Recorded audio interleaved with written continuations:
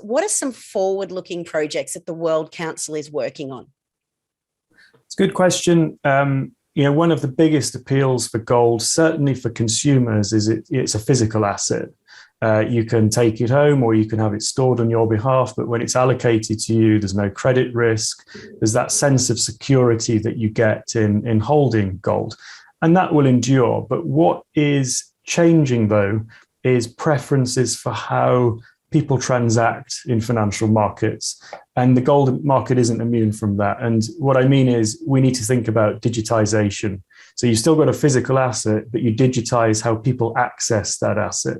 So you can invest in gold through an app, for example, or an online account. And I think people are increasingly savvy. Digitization allows price comparisons, for example, and ultimately that's to the benefit of the consumer.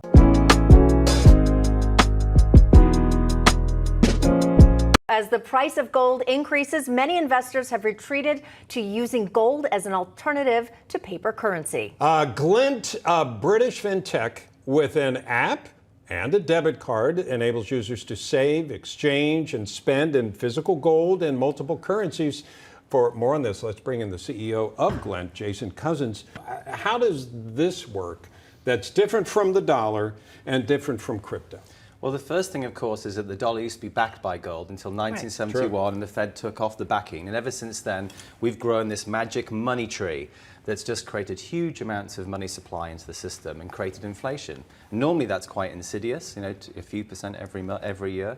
But of course, now we've had this new tidal wave of inflation.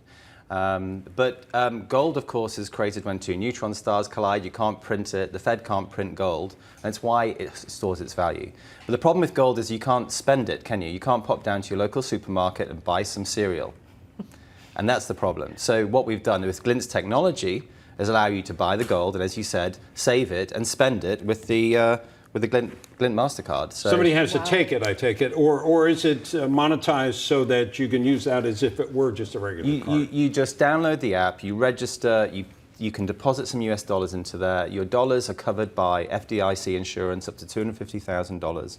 And in the app, you can buy as little as 1 cent's worth of gold or millions of dollars worth of gold. Wow. And when you use your card to spend your gold as opposed to your dollars, we simply sell a little bit of the gold for dollars, and the merchant gets that. So the merchant has no idea that you're paying with gold, but I'm paying for coffees, burgers, flights, hotels. I'm paying for all of that with my gold standard.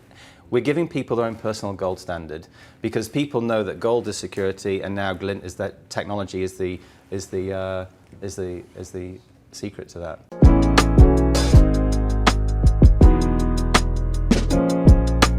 When you wake up in the morning, do you care about the price of gold?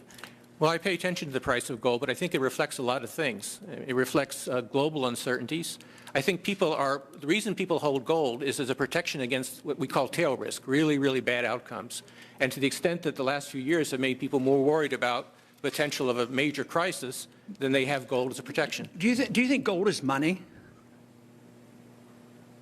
No. It's not money. Even if it had been money for 6,000 years, somebody reversed that and eliminated that economic law.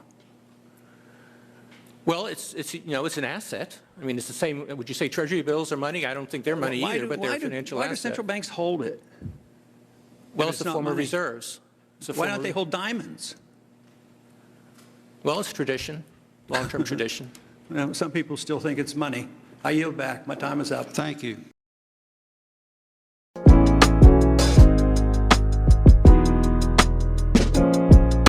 Returning to a gold standard help the U.S. economy?